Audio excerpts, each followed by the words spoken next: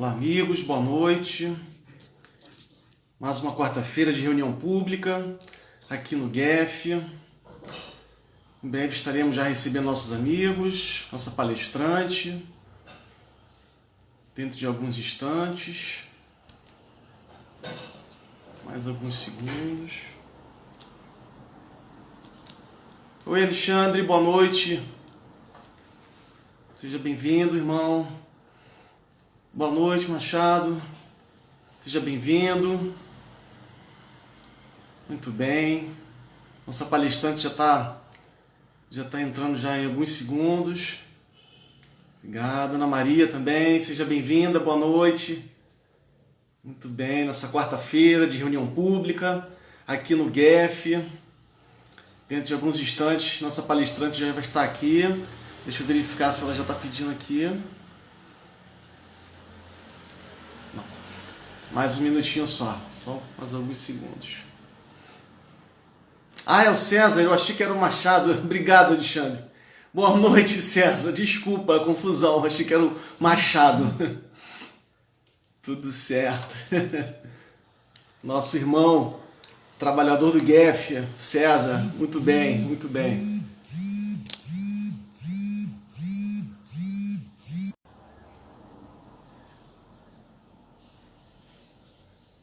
É que a nossa palestrante está com um pouquinho. Deixa eu ver se ela está conseguindo entrar aqui. Deixa eu ver mais uma vez aqui. Não. Peraí que ela tá. Boa noite, Aline Farias.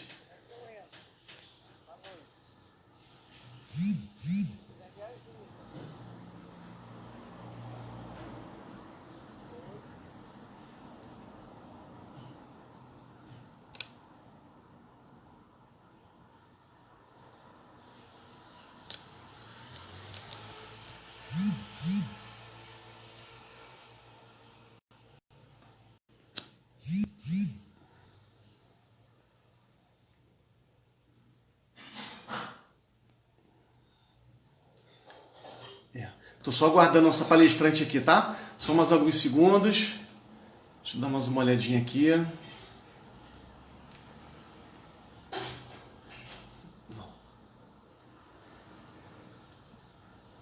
Deixa eu só aguardar aqui que ela já deve estar chegando.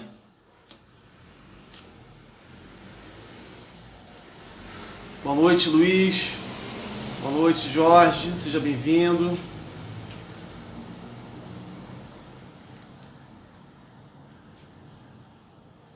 Muito bem, muito bem.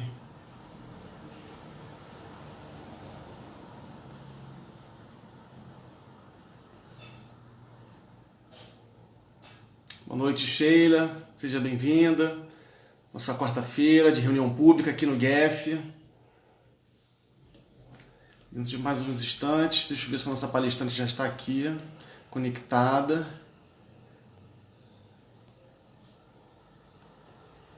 Já está entrando aqui. Já está chegando. Boa noite, Lúcia. Seja bem-vinda. Obrigada. Tudo bem? Tudo bem. Seja bem-vinda. Muito bom. Seja bem-vinda. Obrigado por aceitar nosso convite aqui no GEF, na nossa reunião pública de hoje, para você dar a sua palestra. A gente agradece de coração em nome do GEF. Muito obrigado. Tá? É um prazer, é uma alegria, uma casa que está começando. Eu tive o maior prazer, o maior empenho em estar aqui presente hoje. Pouco rouca, eu tenho andado muito rouca, mas paciência, a boa vontade é grande. Claro, tá ótimo. Eu vou fazer a nossa prece de abertura, mas eu vou apresentar você para os nossos amigos que já estão presentes aqui, tá? Então eu vou apresentar para os nossos convidados essa nossa querida amiga Lúcia Moisés. Ela é professora universitária, doutora em pedagogia, escritora de livros sobre educação e evangelização infantil. E ela é participante do CERJ, tá? O centro espírita dela é a Casa de Batuíra. E o tema da palestra hoje, que ela vai passar para todos nós, é a importância da evangelização infanto-juvenil nos centros espíritas. Nossa, que tema aguçante a nossa curiosidade para despertar nosso interesse. Muito, muito bacana o tema, parabéns. Bom, então vamos todos nós, nesse momento, vamos elevar nossos pensamentos a Jesus, aos mentores da casa, do GEF, ao amor, à caridade, à fraternidade, a nossa quarta-feira de reunião pública, essa casa que é o GEF, que é essa casa de amor. Agradecendo também especialmente a nossa palestrante, a senhora Lúcia Moisés. Muito obrigado, Senhor. Muito obrigado, guias espirituais, mentores dessa casa, por mais essa oportunidade de estarmos aqui todos juntos nessa quarta-feira. Que possamos ser abençoados, nossos corações repletos de amor, de carinho e de caridade. Que assim seja, graças a Deus. Eu vou te dar 50 minutos, aí vê o que você prefere, Lúcia. Se quando faltar 5 eu te aviso, ou se você quer marcar por você mesma, você fica à vontade. Eu posso marcar para você ficar tranquila também. Me avisa, por favor. Então tá, quando faltar 5 minutos eu aviso para você. Normalmente eu sei, mas tudo bem, é bom ter um aviso. Ah, então tá. Então fica à vontade. A palavra é sua, fica à vontade. Muito obrigado. Então, queridos, quando nós recebemos o convite, nós pensamos até em falar um pouco sobre Bezerra de Menezes político. E o nosso amigo, que dirige a casa, ele disse, não, Lúcia, está na hora de falar sobre evangelização. Então, por conta disso, nós estamos aqui falando um pouco sobre uma das coisas que é a paixão da minha vida. Eu realmente sou educadora, como o Cristiano falou, e durante o tempo que, desde o momento em que eu me aposentei, já se vão alguns anos, eu me dediquei à evangelização. E cada vez mais eu percebo como é importante. Nós vemos os resultados da evangelização a cada dia. E vemos como é importante que os pais levem as crianças para a evangelização. Perdão. Eu costumo perguntar se você, quando vê uma criança metendo um dedo numa tomada, uma criança pequena, você deixa. Se você vira uma criança mexendo no fogão, você deixa. Se você vira uma criança pegando remédio, vidro de remédio, você deixa. Não, você protege. Você vai tirar de perto que você protege. E aí a gente pergunta, como é que você está protegendo o espírito? Porque nós reencarnamos para evoluir. E nós aprendemos na doutrina espírita, em vários momentos da codificação, nós vamos abordar alguns deles, quando os espíritos superiores que orientaram Kardec, eles dizem com todas as letras que é missão dos pais a cuidar da evolução espiritual dos filhos. Isso vai aparecer na questão 208. Ele diz, por exemplo, os espíritos dos pais têm por missão desenvolver o dos filhos pela educação. Constitui-lhes isso uma importante tarefa e tornar-se-ão culpados se vierem a falhar. É sério isso. É tarefa pela educação, tem que fazer pela educação. Então, veja, o primeiro papel, o primeiro educador dos filhos é o pai e a mãe. São eles os primeiros educadores. A evangelização é muito pequena, o tempo de evangelização é muito pequeno. Nós, evangelizadores, somos coadjuvantes, mas é um papel importante que a Casa Espírita pode fazer por N razões. Nós vamos encontrar, por exemplo, na obra Céu e Inferno, no capítulo que fala do Código Penal da Vida Futura, tem no item 21 algo muito sério, que diz assim, ele está ali discutindo sobre quem é responsável pelos erros dos outros. Né? Quem é responsável? Se você errar aqui, você paga assim, se você errar... Então, vai dando os erros.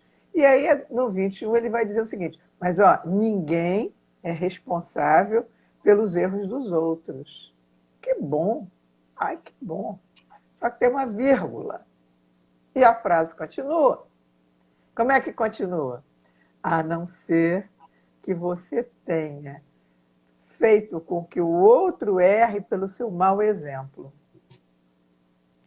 E aí a gente vai ver quanta responsabilidade os pais têm pelo exemplo de não orar, pelo exemplo... Estou falando do ponto de vista religioso, não estou nem falando de comportamento, né? Mas você que não levou, você que não aproximou de Deus a alma, você que não cuidou da evolução desse espírito. E ainda diz mais, depois dessa vírgula tem outra que diz assim, então, ninguém vai responder pelos erros dos outros, a não ser que o outro tenha errado pelo seu mau exemplo ou por sua falta de ação, por sua negligência, quando era seu papel ter agido. Então, essa questão da negligência é muito triste.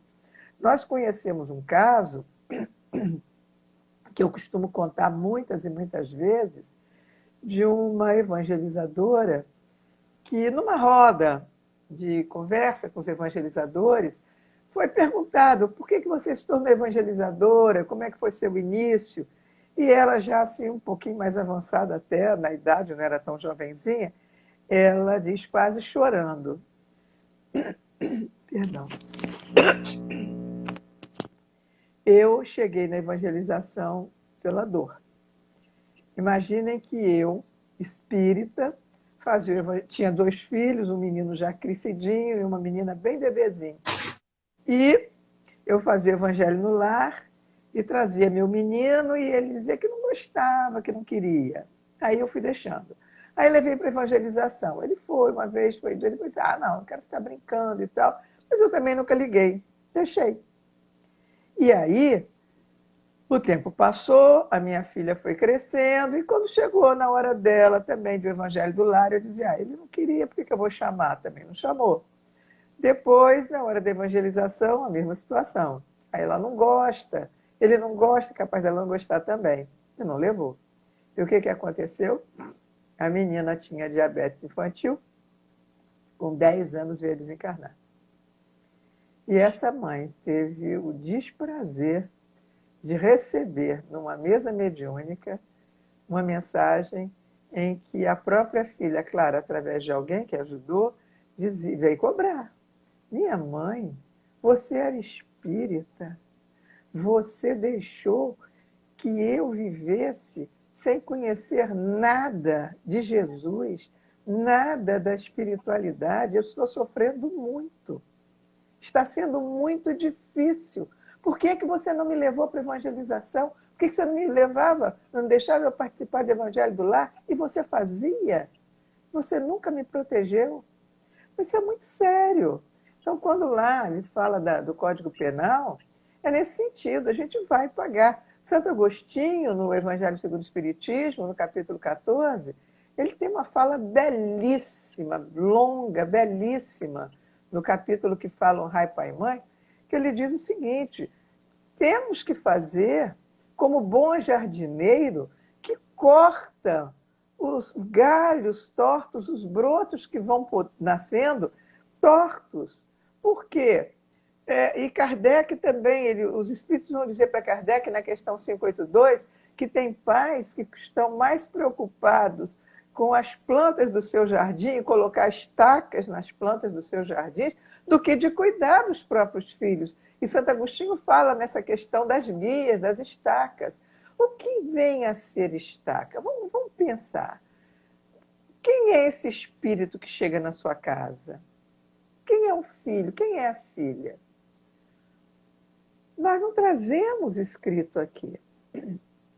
Hoje nós sabemos, temos mensagem, por exemplo, através de Joana de Ângeles, no livro Constelação Familiar, onde ela vai nos dizer que espíritos muito evoluídos estão reencarnando atualmente, muitos, com o compromisso de ajudar a evolução do planeta.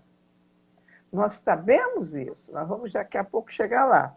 Mas nós não sabemos quem é que vem para minha casa. É um desses? É um evoluído? Aliás, é muito comum hoje, os pais que sabem que nós estamos recebendo muitos, eu já ouvi dizer isso. Eu trabalho com os pais, sempre trabalhei com os pais. Pais e evangelizadores. Dizendo, mas o meu filho é um espírito muito evoluído. E às vezes não é. A gente convive com a criança e não é. Então fica endeusando, não. E até nessa hora a gente tem que lembrar que Kardec vai dizer que, por mais adiantado que o espírito seja, a perturbação do nascimento faz com que ele não volte a ter aquela lucidez que ele tinha antes de reencarnar. Até porque ele vai depender do seu órgão sensorial, dos seus órgãos sensoriais, dos seus órgãos da inteligência. Vai depender do seu cérebro, que ainda não está amadurecido, não está sequer mielinizado o córtex cerebral, né, que tem as áreas que nascem com algumas áreas já mielinizadas, outras não. E o que significa isso? Por que eu estou falando? Parece uma palavra difícil, mas é um processo simples. É uma bainha de gordura, né, que vai recobrindo os neurônios e que vão fazer com que realmente os neurônios funcionem de uma forma muito rápida e muito perfeita. Antes disso, isso leva 20 anos para completar. Então, antes disso, o espírito traz tendências e inclinações. Então, se ele é muito evoluído, as suas inclinações, suas tendências, os seus bons sentimentos vão estar ali. No entanto, muitas vezes nós estamos colocando tomadas, facilitando coisas que, para o espírito, aquilo, ou então negligenciando, que ele pode, nos primeiros anos, sequer voltar a trazer aquilo que ele tinha, porque Kardec vai dizer que é a partir dos 15 aos 20 anos que o espírito assume sua verdadeira identidade. Nós sabemos disso. Então, o que eu preciso fazer? Eu não sei quem é esse espírito, se ele é um espírito evoluído ou se é um espírito que traz grandes dificuldades e que veio para minha mão para eu corrigir. Nós sabemos que andamos em famílias. De um modo geral, renascemos em família. Somos simpáticos uns aos outros porque já vivemos relações afetuosas lá atrás. Então, há famílias até com muitos filhos e que todos se dão muito bem. Todos são amigos, todos se querem bem, apesar de, na infância, muitas vezes, ter muita briga. Mas isso é coisa de criança. Porque depois, aquele espírito, quando assume essa identidade, ele é amigo. Porque vem em grupos, vem e muitas vezes trazendo alguém que é de fora. Também nesse capítulo 14, o Santo Agostinho vai dizer que, às vezes, determinadas mães aceitam, ou pais, né, aceitam espíritos muito difíceis, ou muito diferentes, que às vezes não precisa ser difícil, mas muito diferente daquele clã, para ajudar na evolução. Porque fica claro, quando nós estudamos, que o motivo da gente renascer é para ajudar a evolução do planeta.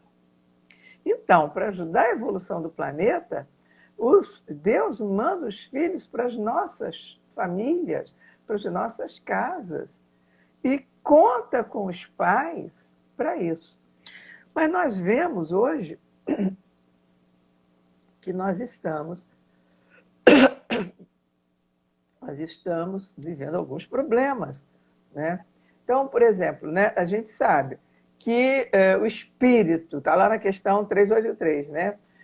Quando ele renasce com o objetivo de se aperfeiçoar durante a infância, ele é muito mais suscetível àqueles que podem ajudar o seu adiantamento, que tem que contribuir com a sua educação.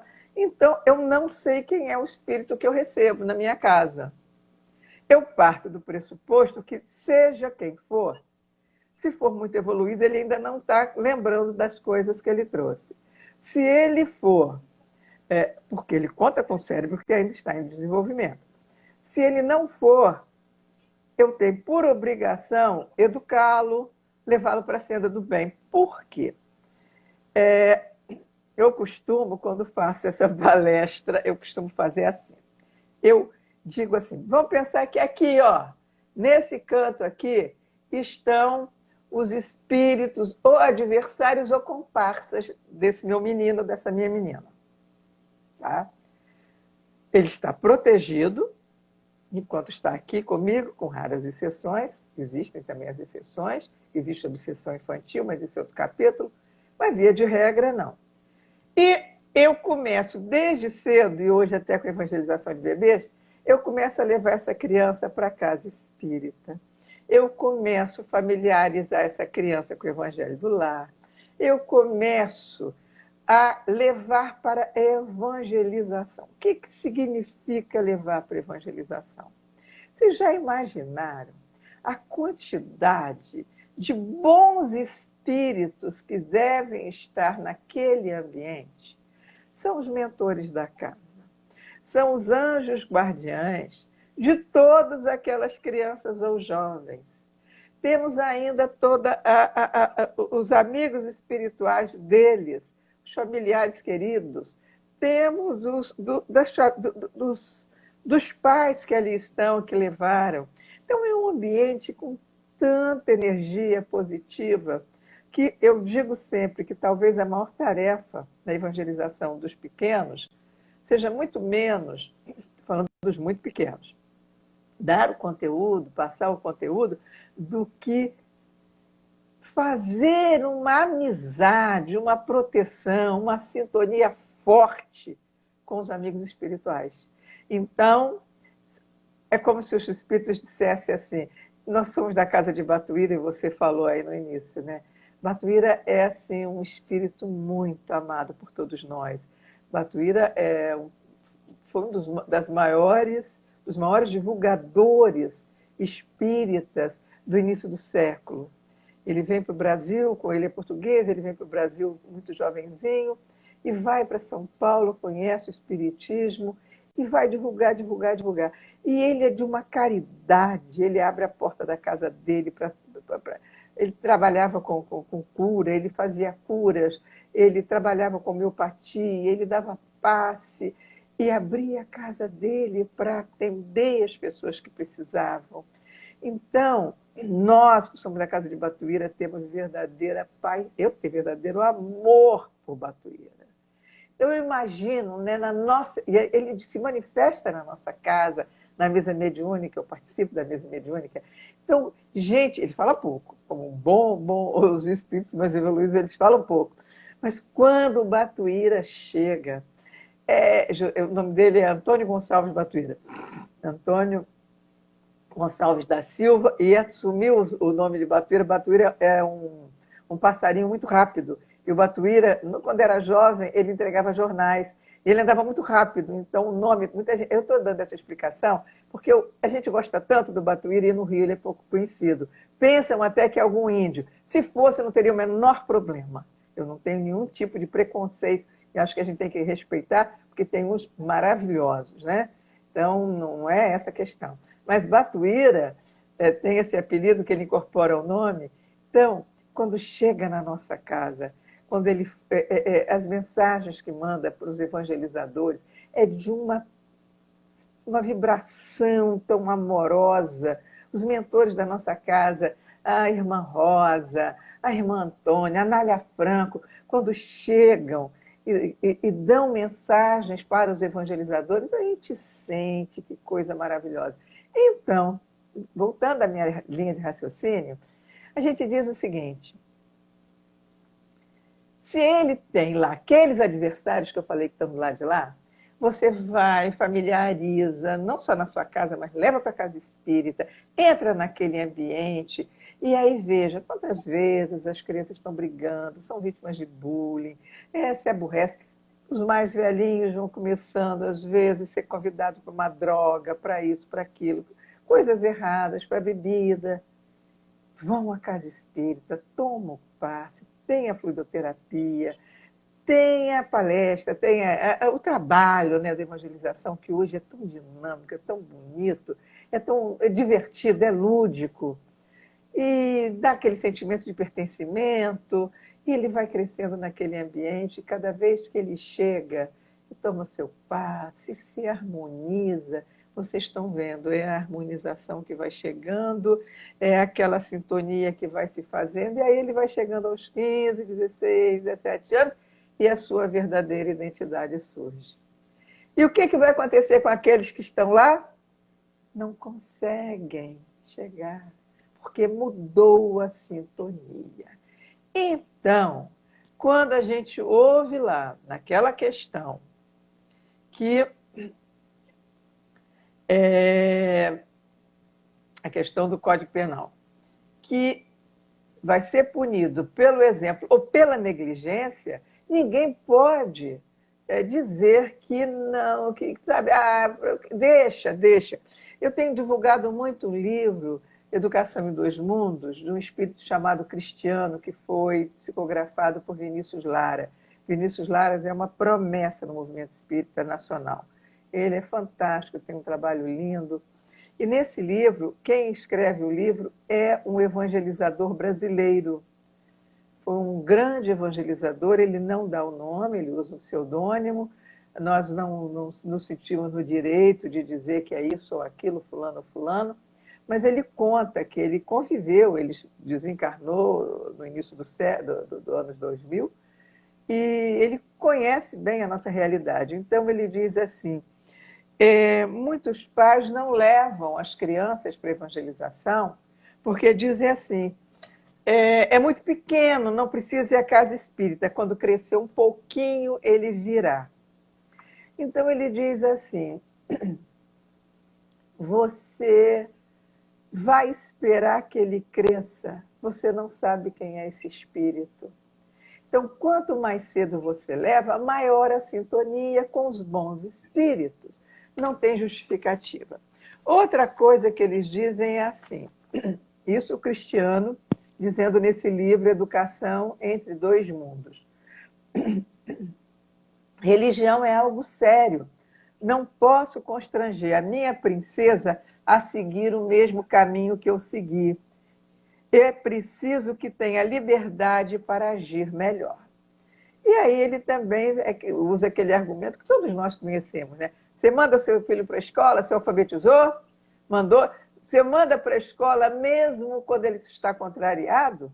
Agora, por exemplo, na pandemia, você fez com que ele participasse das aulas?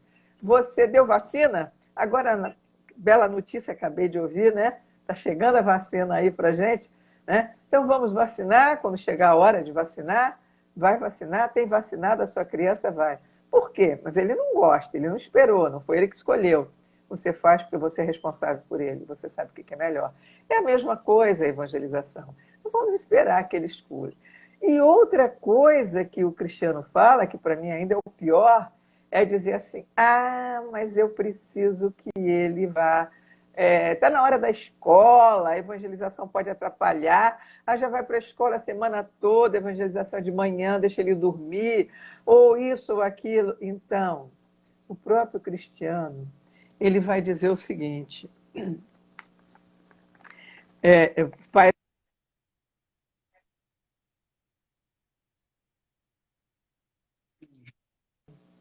E depois, quando ele tiver com a inteligência toda, a sua capacidade cognitiva bem desenvolvida, quando já tiver numa faculdade, aí ele vai ser espírita. Lê do engano. Lê do engano. Porque não é isso, né? Esperar que depois vai. A gente sabe, e nós temos pesquisa, daqui a pouquinho eu já vou mostrar, os números dos meninos que estão se dizendo ateus. Pois bem, então ele vai dizer o seguinte, o Cristiano, no mundo em que habitamos, infelizmente, nenhum atributo do espírito é descoberto sem revolver o solo da afetividade. Nem mesmo o indivíduo mais puro ou luminoso poderia ser reconhecido sem o contato educativo dedicado à retidão, à formação do sentimento e alguma sorte de fé. Então, vai esperar para acontecer como aconteceu com a filha da evangelizadora, desencarnar e depois vir cobrar. Vai esperar que o mundo atraia com todos os seus chamamentos para virar ateu, para deixar ele virar ateu, quando é seu compromisso. Nós sabemos, né, que Santo Agostinho diz, e Kardec também diz, que os pais serão cobrados se vierem a falir. Santo Agostinho ainda alivia, que ele diz assim, mas se você fizer tudo que estiver ao seu alcance, e ainda assim esse espírito falir, fique tranquilo. Mas tem que fazer tudo. E o tudo significa levar para a evangelização. Então, toda casa deveria ter evangelização. Bezerra de Menezes, ele diz, numa separata da Revista Reformadora, é um livretinho que foi feito de entrevista com Joana de Ângeles e com Bezerra de Menezes. O Júlio César Grande Ribeiro fez com Bezerra e o Divaldo com Joana. E o Bezerra diz coisas lindíssimas sobre o momento, a hora, a importância, isso tudo que nós estamos falando.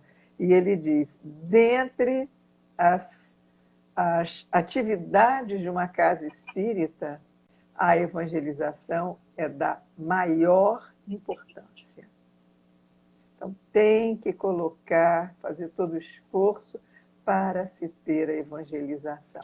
E pela nossa experiência, o mês de evangelização, e hoje a gente tem tanta capacitação, tem tanto curso de formação, tem tantas oportunidades de fazer um bom trabalho, tantas plataformas, tantas ferramentas, tanta coisa para fazer agradável, que nós temos grupos que estão só aumentando o número de crianças, de jovens, uma participação intensa. Aí vocês poderão me perguntar, né? Mas agora na pandemia, a pandemia é um capítulo à parte. As crianças estão com estafa digital, ninguém aguenta mais. É diferente. Mas a evangelização comum. Mas a gente sabe, né, que esse momento também tem uma coisa muito positiva. Bom, mas eu falava, né, Santo Agostinho falava aquilo, que os pais não terão punição se tiverem feito tudo. E fazer tudo significa fazer todos os esforços mesmo, né? Estamos nessa hora que o planeta sofreu. Nos últimos 50 anos, não tem comparação na história. Não existe comparação. Então, nós estamos em processos acelerados para a transição, ninguém tem mais dúvida disso. É a transição que chega, é a transição. E é interessante que Kardec já falava isso lá há 160 anos atrás, 150 e tantos anos atrás, 150 e poucos, porque é na Gênese. Ele diz assim, a época atual é de transição. Os elementos das duas gerações se confundem. Assistimos à partida de uma e à chegada de outra, já se assinalando no mundo pelas características que lhes são peculiares. As duas gerações que se sucedem têm ideias e pontos de vista opostos. Olha o desafio. O desafio. Nós somos frutos de uma geração que não conhecia este mundo. Eu não estou só falando do mundo digital, não. Eu estou falando dos hábitos, dos costumes, de todas as coisas que a gente vive, para o bem e para o mal. Em algumas coisas nós avançamos muito, em outras coisas nós não avançamos. Então, nós conhecemos um mundo onde a família estava mais presente, onde a família era mais numerosa, onde os casamentos duravam mais, onde os pais não tinham, os filhos não viviam em duas casas, não passavam por valores de um lado e valores de outro, ouvindo orientações diferentes. Eu evito muito julgamento de valor, porque é a nossa realidade. Eu não estou dizendo que isso é bom ou se é ruim, eu estou dizendo o que acontece. Então, muitas vezes, né, uma família onde houve uma recomposição, né, filhos de um casamento, filhos de outro, orientações às vezes completamente diferentes na mesma casa. Isso no passado não tinha, né? Regras muito claras, talvez até com um pouco mais de autoritarismo. É verdade.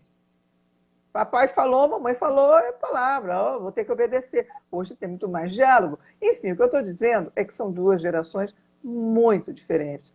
E é interessante que Kardec fala isso, e Bauman, o Zygmunt Bauman, aquele lá do mundo líquido, né, da modernidade líquida, um grande sociólogo que esteve conosco até 3 anos atrás e foi embora muito velhinho, ele diz uma coisa muito parecida com Kardec, porque ele vai dizer o seguinte: hoje não se espera, nem se pressupõe que os jovens estejam em vias de se tornar adulto como nós. Nem se pressupõe. A tendência é vê-los como um tipo diferente, que permanecerá diferente de nós por toda a vida. Esse é o grande desafio. Nós somos analógicos educando um cérebro digital. Nós temos um ritmo, nossos filhos têm outros. Nós temos, inclusive, algumas coisas muito melhores, segundo as pesquisas. Somos mais compassivos, somos mais capazes de nos identificarmos com aquele que sofre. Isso é pesquisa, por exemplo, de neurociência do Damasio, Antônio Damasio. Tem um trabalho lindo dele dizendo isso. As crianças de hoje têm muito mais dificuldade de ter admiração e de ter compaixão. Por quê? A explicação é simples. Quando é que eu tinha compaixão? Quando na minha casa se contava o caso de alguém que eu conhecia, ou mesmo que eu não conhecesse, que meu pai e a minha mãe vinham dando detalhes, falavam, sabe, fulano, aconteceu isso, olha, que triste, eu estou na cidade, a gente ouvia falar. Isso causava compaixão. A admiração depende de convivência.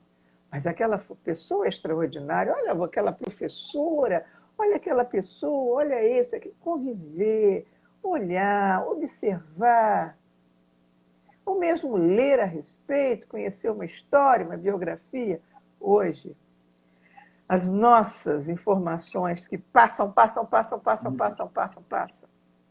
não dão tempo de trabalhar dentro de nós o sentimento de compaixão e de admiração, segundo o neurocientista Antônio Damasio. E é verdade.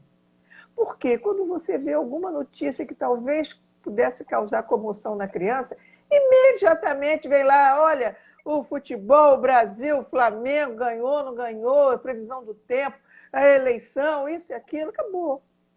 Não dá tempo. E mesmo quando ele está correndo o dedinho aqui, ó, na tela, é isso, é aquilo, vê uma coisa, tem um link, pula para o outro, vê o outro, ele pula para o outro.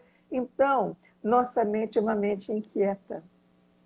Não dá tempo de parar e pensar. Por isso, Bauman vai dizer isso. Nós não conseguimos entender este mundo deles. É diferente e vai ser diferente de nós. No entanto, por toda essa diferença, você chega lá em Kardec, ele não vai dizer, se o mundo mudar, o papel dos pais vai mudar. Ele não diz isso. O que ele diz? É responsabilidade dos pais educarem os filhos. É uma importantíssima missão. Ele diz assim, a questão 582. Eu gosto de ler porque ele frisa. Ele diz assim, pode-se considerar uma missão a paternidade? É, sem contestação, possível uma verdadeira missão. É, ao mesmo tempo, grandíssimo dever e que envolve mais do que pensa o homem a sua responsabilidade quanto ao futuro. Deus colocou o filho sob a tutela dos pais a fim de que esses o dirijam pela senda do bem. E para isso fez com que eles nascessem com uma organização débil e delicada que torna propício a você trabalhar, né? E se vier sucumbir por culpa deles, os filhos, suportarão os desgostos resultantes dessa queda e partilharão dos sofrimentos do filho na vida futura. Gente, isso é muito sério. Você não sabe quem é o espírito que chegou na sua casa. Você quer partilhar do sofrimento do seu filho porque ele faliu? Por não terem feito o que lhes estava ao alcance para que ele avançasse na estrada do bem. Então, a gente diz que isso é muito sério, né? Então, precisamos, de alguma forma, falar, né? Levar as nossas crianças para isso. Essa nova geração, segundo Kardec, né? Eles têm inteligência geralmente precoce e a gente percebe isso. Tem sentimentos inatos do bem. Quantos e quantos e quantos, quando vem alguma situação mais triste, mais pobre, se condói. Por que aquelas pessoas estão na rua? Agora está chovendo, eles vão ficar ali embaixo daquela marquise, mãe. O que é aquilo? Por que está assim? Vamos dar alguma coisa. Crianças que têm realmente esse sentimento inato do bem. Espiritualistas. É muito comum hoje a gente perceber em crianças esse desejo de orar, de falar com Jesus, ser amigo de Jesus, abraçar Jesus. Agora, na evangelização de bebês, a gente vê tão claro isso. Nós temos agora, na pandemia, uma foto que eu tenho usado muito, de uma criança com 2 anos e meio. A mãe chega no quarto e ela faz assim. Ela tinha colocado 9 bonecas em torno da cama, lá pertinho no chão, com as mãozinhas assim próximas, né? Ajoelhadas, as bonecas estão ajoelhadas. E ela, então, disse: as bonecas estão rezando, Papai do Céu, acabar logo com Colona vivo. 2 anos e meio. Isso apareceu no Facebook. Eu fiquei tão impressionada com aquilo que eu fui saber quem era. Escrevi para a mãe se eu queria conhecer quem é você, quem é essa criança. Ela me contou. Aceitou minha solicitação de amizade, ela é do Amazonas. Quem fazia isso com ela não era a mãe, era o pai. Aí sai o pai dela, bota ela para rezar todo dia. Então, veja, quando ele diz crenças espiritualistas, é nesse sentido. Ninguém disse, o pai não disse para a menina, vai lá, põe suas bonecas para rezar. Não. Ela é a mãe das bonecas. Ela incorporou isso. Se papai vem rezar comigo e a gente na reza pede para o coronavírus acabar, vivo é para ela, colona vivo. Ela é a mãe das bonecas, ela vai fazer o seu papel de mãe. Isso é lindo, gente. Isso é uma maravilha. Isso viralizou na internet, né? Nós sabemos também que ele vai dizer, não se constituirá de espírito eminentemente superiores. Serão espíritos que já progrediram e se acham predispostos a assimilar as ideias progressistas e que estarão aptos a secundar o movimento de regeneração. Estar aptos não significa que vão fazer. Eles são aptos. A gente não pode atrapalhar. A gente tem que favorecer. Por quê?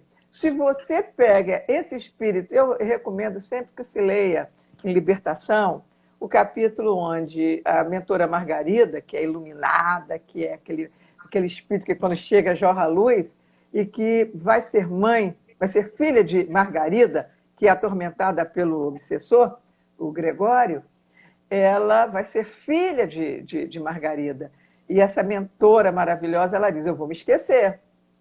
Como Kardec diz, eu vou me esquecer. Então, não me enfeites, não me deixe ser uma boneca imprestável, não me deixe ser uma pessoa vazia. Me aproxime, me faça continuar nessa trilha até que eu possa voltar a ser a pessoa que eu sou. Gente, isso é fantástico. Então, quando ele diz, eles estarão aptos a secundar o movimento de regeneração se nós ajudarmos, né? Então, precisamos ajudar.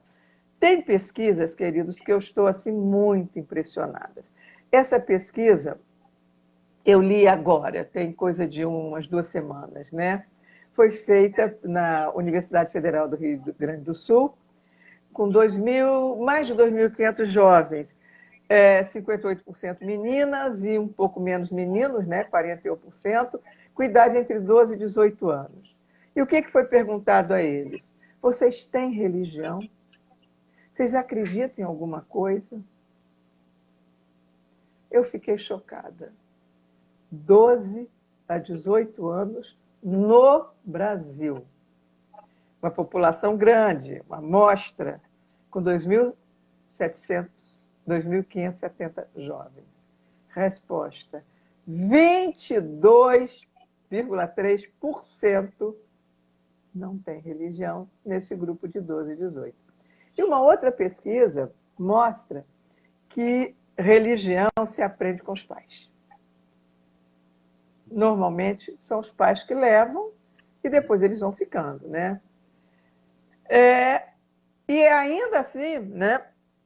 Isso aí é pesquisa do IBGE, em 2010 eles registram isso, né? Em 2010, embora a pesquisa tenha sido colocada agora, né? 22% eles diziam que não tinham religião, e é a terceira categoria, quando pergunta qual é a sua religião. Então, tem o católico, tem o evangélico, e em terceiro lugar vem o não tenho religião. Isso é sério. E foi o grupo que mais cresceu, aí sim, é o dado recente, né? Que mais cresceu, que era 1,8, 1,6, esse grupo que não tinha religião de 12 a 18 anos, menos de 2% em 1980. Em 2008, esse grupo já tinha crescido para 7%. Então, eles vão crescendo em termos de Brasil, está falando proporcionalmente em termos de Brasil. E eu queria falar de uma pesquisa que foi feita na Universidade de Oxford e que saiu recentemente, está fazendo agora, em novembro, 2 anos, numa revista de epidemiologia dos Estados Unidos. Diz assim: muitas crianças são criadas religiosamente e nosso estudo mostra que isso pode afetar poderosamente seus comportamentos de saúde física e mental. Então, eu queria falar para vocês. O estudo se chama Educação Religiosa ligada à melhor saúde, bem-estar e bem-estar durante o início da idade adulta. Como é que foi feito? É uma pesquisa imensa, imensa. Os autores são Yan Chen e Tyler Van der Willer. Pois bem, a pesquisa são com 7.000 jovens, é muita, muita, muita gente. E acompanhou, eles tinham idade média, começaram com idade média de 15 anos, e eles levaram gente, testando até 29 anos. Começaram com 15, testaram com 23, testaram com 26 e testaram com 29. E desse grupo aí, eles só perguntaram. Quer dizer, claro, a pesquisa é grande e vai para uma série de coisas. Mas esses 2 autores se fixaram em 2 perguntas. Você vai a algum ofício religioso? Você reza? Ou medita? Então, todos os 2 tinham 3 respostas. Você frequenta algum ofício religioso? Se, mais ou menos, uma vez por semana, ou mais, nunca, uma vez por semana, ou mais de uma vez por semana. Você ora ou medita? Nunca, menos de uma vez por dia ou mais de uma vez por dia. E aí o que eles fazem? Eles separam só... Lúcia, desculpa. Mais 5, tá? Desculpa te interromper. Mais 5 minutos. Tá ok. Obrigado. Os que... A questão que eles vão pegar são só os que...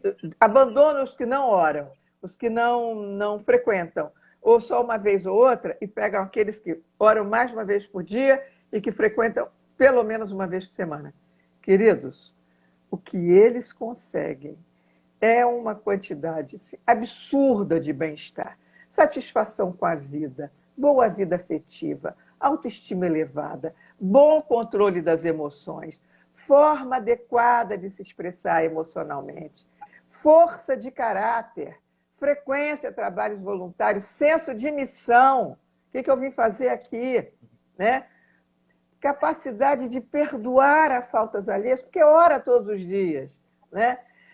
Saúde mental, menor ocorrência de depressão, menor quantidade de tentativa de suicídio, menos ansiedade, muito mais saúde, muito menos problema de saúde física, questão de menos consumo compulsivo, menos tabagismo, menos uso de maconha, de drogas ilícitas, uso indevido de medicamentos, menor número de parceiros sexuais, iniciação precoce menor número, menos histórias de doenças sexualmente transmissíveis e de gravidez precoce. Né? E eu queria terminar lendo o depoimento de 2 jovens que eu tive o prazer de conhecer agora na pandemia. A Júlia começou quando era menina de 7 anos. Hoje está com 17. E ela diz assim: o Espiritismo é a minha vida. Com o Espiritismo eu sou quem eu sou. Sei que posso trilhar a minha vida com os ensinamentos que eu aprendi na evangelização. Eu posso dizer que com o Espiritismo eu sou uma outra pessoa com ideias diferentes. No momento mais difícil da minha vida, ele me ajudou dando respostas. É por isso que eu agradeço ter o Espiritismo em minha vida. E um jovem chamado Ítalo, que chegou com 18 anos, porque era médium, e hoje está com 26, líder já na Mocidade Espírita, ele diz: antes eu me considerava ateu, mas quando encontrei o Espiritismo eu me achei. Como se fosse um barquinho, eu estava num mar revolto. De repente apareceu um farol e pude encontrar uma orientação. Eu encontrei a terra firme, encontrei outros barquinhos que também estão explorando mais e mais. Esse farol foi o Espiritismo e essa terra firme foi a evangelização. E com isso, queridos, eu acho que não tenhamos mais dúvida. Levemos nossos meninos para a evangelização e que a Casa Espírita abra essas portas. E me convide, que eu vou aí fazer um trabalho junto àqueles que se dedicarem a fazer. O dia que a gente puder fazer esse trabalho. Muita paz a todos e muito obrigada. Obrigado, Lúcia. Nós que agradecemos a você. Eu vou soltar os comentários aqui. Pronto, que as pessoas gostam de botar ali. Nossa, foi muito lindo a palestra de hoje. Se fez de uma forma muito carinhosa, muito amorosa. Eu particularmente, consegui sentir esse carinho seu em você passar todas as informações com tanto amor. É uma coisa que a gente está virtualmente aqui, mas foi muito forte. Tenho certeza que nossos amigos também gostaram. E a gente aqui, em nome do GEF, só posso agradecer a você, sua generosidade em dispor o seu tempo de hoje e nos ajudar aqui, a todos nós. Muito obrigado, gratidão por hoje. Deixa eu te pedir uma autorização, se você pode autorizar, a gente salvar essa palestra no Instagram, claro, para que os nossos amigos possam assistir outros dias. Claro, não há problema nenhum. Pode, claro. Que bom. Tudo que eu faço muito obrigado. Público, tudo que eu escrevo, tudo que eu falo, tudo é público. Pode ficar à vontade. Estou vendo comentários aqui. As pessoas estão escrevendo. Eu desejo. Bom, eu vou fazendo vida longa para essa casa e que Deus abençoe. Ai, graças a Deus, graças a Deus. Estou vendo a Lorena. Eu vou fazer nossa Lorena foi minha evangelizadora no tempo que eu conheci. Né?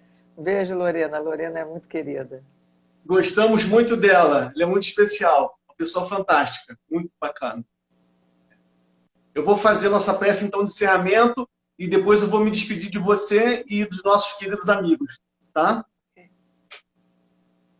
Então vamos aqui manter essa energia do bem, essa energia do amor, essa energia da caridade, os nossos pensamentos conectados a Jesus, aos mentores da Casa do GEF, a todos os espíritos nesse momento que participaram dessa reunião pública. Agradecer essa maravilhosa noite de hoje, agradecer todos os ensinamentos da nossa palestrante, dividir os seus estudos com todos nós, com tanto carinho, com tanto amor em seu coração. Fomos brindados com uma noite maravilhosa.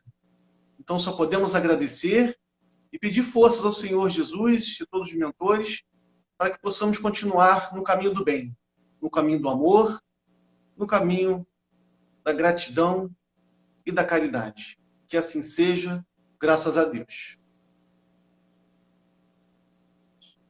Muito bem. Obrigado, Lúcia. Boa noite. Bom descanso. Fica com Deus de coração. Obrigado a todos os nossos irmãos também que participaram da reunião pública de hoje. Todos possam ter uma excelente noite, sempre conectados a Jesus, nosso mestre e nosso filho. Muito obrigado a todos. Um abraço. Tchau, Lúcia. Um abraço. Obrigado.